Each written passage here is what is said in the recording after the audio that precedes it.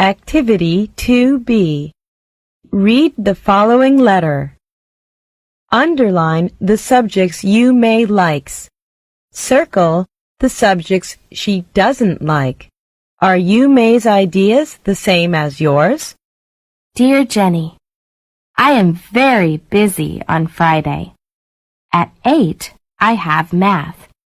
It is not fun. The teacher says it is useful, but I think it is difficult.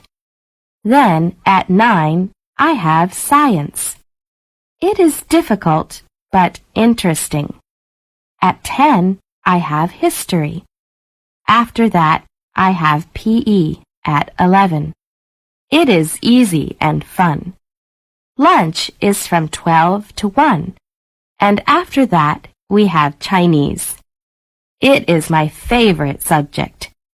Our Chinese teacher, Mrs. Wang, is great fun. My classes finish at 1:50, but after that, I have an art lesson for 2 hours. It is really relaxing. How about you? When are your classes? What is your favorite subject? Your friend, Yu Mei.